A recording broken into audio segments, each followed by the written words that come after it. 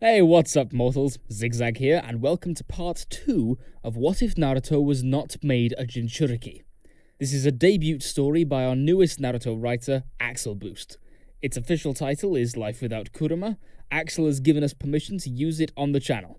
Links to the original fanfiction postings will be in the description. As always, sit back and relax, you're in for a treat. Chapter 2: Trembling Hands. Monitors beeped in an incessant rhythmic pattern, assuaging Jiraiya of his fears about the experimental process. Had Minato's plan worked? And was Kushina going to be alright? A quick glance at Kakashi revealed the Toad Sage wasn't alone in his worrying. A bead of sweat trickled down the side of the young man's face, disappearing behind the fabric of his absorbent mask. Kushina lay silent, appearing motionless apart from her chest's subtle rise and fall. Her protruding belly was caked with faded blotches of dried blood, visible beneath the covers that kept her warm. Minato emerged from a side door. The edges of his Hokage's cloak sleeves were damp with water from washing off his unconscious wife's blood. How is she? He asked Jiraiya, giving Kushina's near-lifeless body a furtive glance. I just hope I made it in time. I've already failed enough tonight. Kakashi sighed. Sensei, you've done the best you can. Kakashi's right, Jiraiya said with a nod. You can't beat yourself up over this. No one knows what'll happen in a situation like this, and none of us could have seen the attack coming. While Minato must have known that they were right, a quick look at his crestfallen expression made it clear that none of the rationalizations his student and teacher gave were getting through. It was understandable, but Jiraiya hated knowing his prodigy of a student was going through so much pain, no matter what logical arguments they presented him with. At the end of the day, keeping the village and his wife safe were his utmost responsibility, and he had failed to execute either. I need to go see the Naruto. Minato muttered. He may have woken up, and at the very least one of his parents should be there to keep him company. His words were laced with an undertone of guilt. Grunting in silent acceptance that he couldn't say or do anything of significance, Jiraiya nodded. Go on, Minato. We'll stay with her. Hands still in his pockets, Kakashi turned to his master. The boy's casual attitude, even in the midst of tense situations, never ceased to amaze Jiraiya. There was no doubt that this ability would serve him well as a ninja. If anything happens, we'll let you know, Sensei. Thank you. Both of you. Minato gave a curt bow and vanished, no doubt having already marked his son for easy teleportation. Jiraiya blew out a breath, just as impressed as ever by Minato's expert use of the second Hokage's flying thunder god jutsu. The fourth was talented beyond his years. Member of the legendary Sannin or not, Jiraiya hardly felt qualified to be his sensei. The Toad Sage smiled to himself in spite of the current predicament. No, thank you, Minato. Less than a minute later, the rhythmic beeping increased in frequency, and another electronic noise, this one more unpleasant, sounded from one of the monitors. Doctors rushed in, examining Kushina and reading off information from the scanners. One of them removed her IV and inserted another, while the remaining few did their best to stabilize her, spouting frantic comments across the room to one another. The notable trembling in each of the medical professionals' movements didn't inspire much confidence. They must have known that if the Hokage's wife died on their watch, it was career suicide. After a few minutes of chaos, the beeping slowed enough that the lead doctor felt comfortable dismissing a few of the medical team members so they could see to other patients. He removed his mask, yanked off both elastic gloves, and pushed open the door to the main hallway, stopping to take some steadying breaths. He whipped out a small notepad and jotted some notes, looking up to find Jiraiya staring back at him 2 feet away, with Kakashi at his side. The few seconds it took for the doctor's brain to process that one of the Sannin was in front of him were filled with silence. What is happening in there? Jiraiya demanded to know as he and the doctor locked eyes. Tell me everything. Fighting past his initial shock, the doctor sputtered. Lord Jiraiya. Oh, of course. You see, Miss Uzumaki's condition is unpredictable. She is alive through sheer will and her bloodline's natural large chakra pool and resilience. The Jinchuriki extraction, combined with her using her sealing jutsu for a prolonged period, has taxed her greatly. The doctor looked through the glass at her, his eyes full of uncertainty. She's a fighter for sure. Anyone else, ninja or not, would have died hours ago. So what can you do? Kakashi asked. Does she have a chance of making it? The doctor flinched. He seemed to understand with full clarity how important his next words were, and feared the response he would receive if they weren't to Jiraiya's liking. He inhaled once, preparing himself to speak again. In all honesty, we don't know. The Ninetales chakra Lord Forth was able to retrieve is helping to a degree, but... The doctor gulped, his forehead glistening with sweat. But what? Jiraiya pressed. But there is a high likelihood she'll still die, as her injuries are too great compared to the amount of chakra that was returned to her. I've called for some of our medical ninja, but I'm not sure they could bring her back from something this severe. I expect she has less than a few hours, factoring in her levels of endurance and the slow healing rate of her injuries. A few hours? Kakashi echoed, stunned. The doctor raised his hands in a defensive gesture. Seeing this hurt Jiraiya, as he would never harm a fellow Leaf Ninja. He must have looked furious, and to be fair, there was no time to play around here.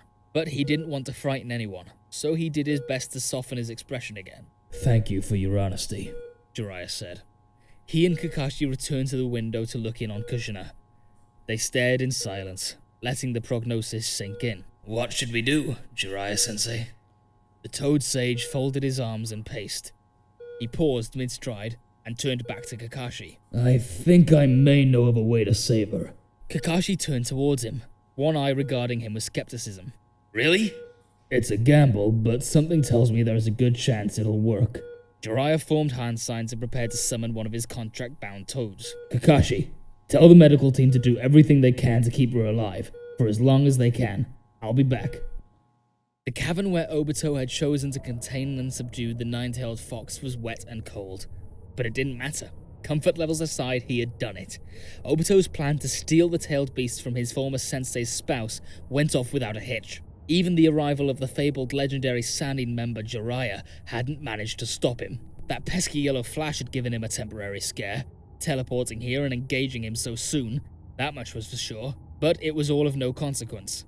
The small portion of chakra he managed to steal inside of himself before escaping would be easy enough for the fox to recover with some time. Obito stared up at the towering cave in silence, watching the agitated scowl of the fox as it glared at him behind a thick barrier of chakra. He smirked behind his mask, amused by the creature's blind hatred for him. Is something the matter? Hey, Ninetales? He teased. Damn you! Cried the fox, its deep voice shaking stalactites free from the ceiling.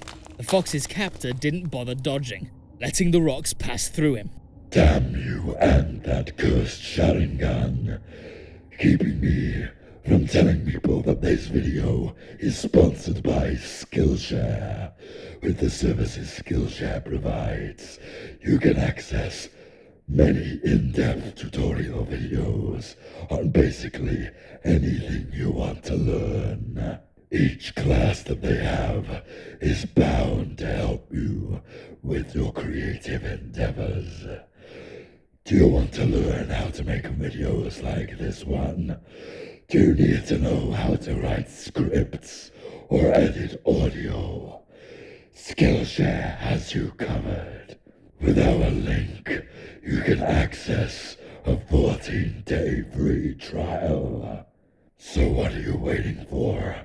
Click the link now and get 14 days worth of classes for free. Link is in the description below.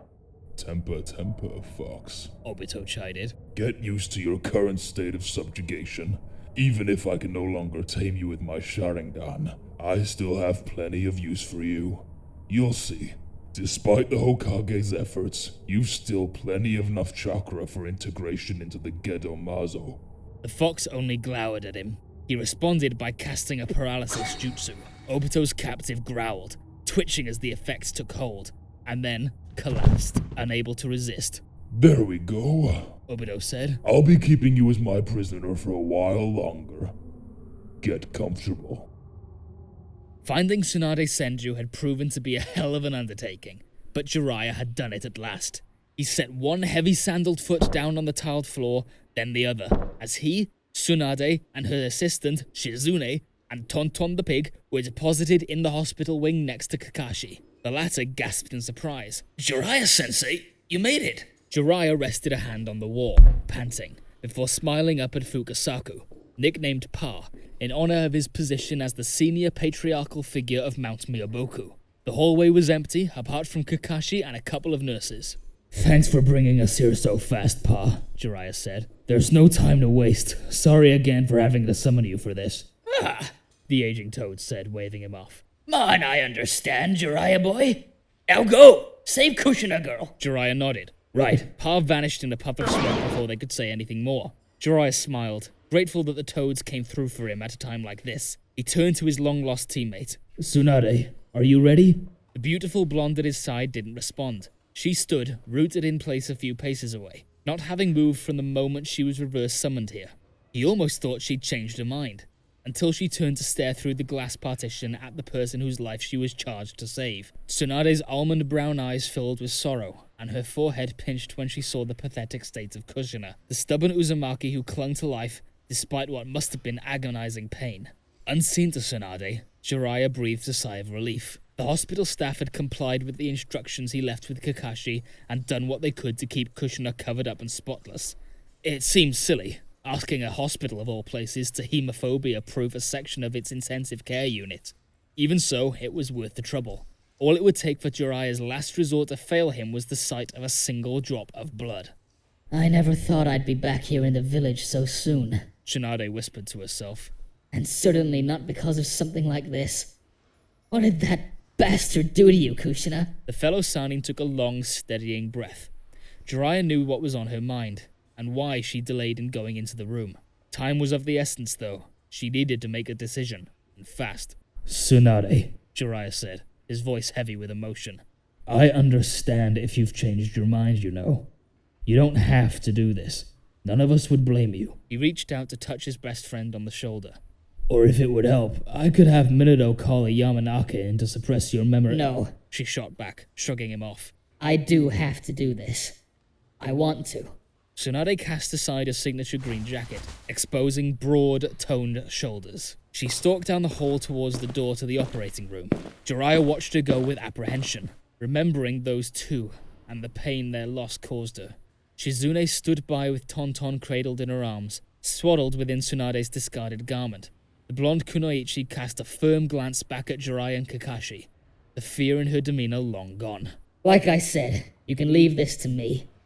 I'll do whatever I can, even if I have to bet my life. She strode towards the table where Kushina appeared to be nothing more than in a deep slumber. Seeing the woman, whose legendary medical skills far outstripped all of theirs combined, was enough to send the crew in the operating room scattering in multiple directions. Tsunade used a heel to nudge aside the rolling tray with an array of tools, all spotless as requested. It hit the far wall with an unceremonious crash. Having made herself room to work, she stepped forward to examine her patient. Tsunade raised both hands, palms joined, and closed her eyes. A familiar distortion in the air around her outstretched palms told Jiraiya that Tsunade was gathering chakra to try and heal Kushina. If there was anyone on the planet capable of such a feat, it was this woman. Tsunade broke form, the slightest trace of a tremble in her wrists. She sighed as she shook it off and continued with renewed focus. She must have feared that any second now she would see blood, and just like that, lose all will to continue. He feared the same. Do you really think she can do it? Kakashi asked, snapping Jiraiya out of his thoughts. I'll say this much. Without a doubt, she has the best chance of any medical ninja. Jiraiya looked at the floor. Even so, he said to himself, there is a possibility of failure. Of course she can! Shizune cut in. She adjusted her posture to better support the pig resting against her chest. It squealed out an oink of implied agreement. Don't doubt Lady Tsunade's abilities. Ah, that reminds me, Kakashi. You've never witnessed Lady Tsunade in action before, have you? No, sir. I've only heard stories. Well, they're all true. You're about to see for yourself how a master medical ninja works. These words were as much to convince himself as they were for Minato's students' sake. Deep down, Jiraiya hoped they wouldn't amount to hollow promises. An unsettling quiet seized the room as Jiraiya, Kakashi, Suzune, Tonton, and Minato looked in on the scene unfolding in the operating room. Tsunade hunched over Kushina's still body. She grunted as she concentrated her chakra on the new mother's center mass. Beads of sweat rolled down her arms and face, but she refused to let up. Don't die. Don't die, don't die. Tsunade mouthed, her bottom lip curling inwards. These words cut deep. Jiraiya clenched his fists, knowing Tsunade was channeling the hurt she still hadn't moved past. She wasn't only seeing Kushina, she was seeing her late brother, Noaki Senju. She was seeing her lost lover, Dan Kato. It killed Jiraiya that he was the one who brought her here, made her relive this anguish. He was a terrible friend, and an even worse sensei. Tsunade grunted, forcing out more chakra. The muscles in her arms constricted as she tried to pull Kushina back from the brink of death. The pain in Jiraiya's regrets ate away at him more and more with every dulled sound from the other side of the glass. He reflected on all of the ways he'd failed not only Tsunade, but others he held dear. Maybe with time Minato and Kushina could forgive him for not being present enough in their lives.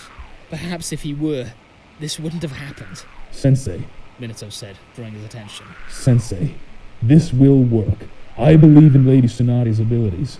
Besides, Kushina's too strong to let something like this stop her.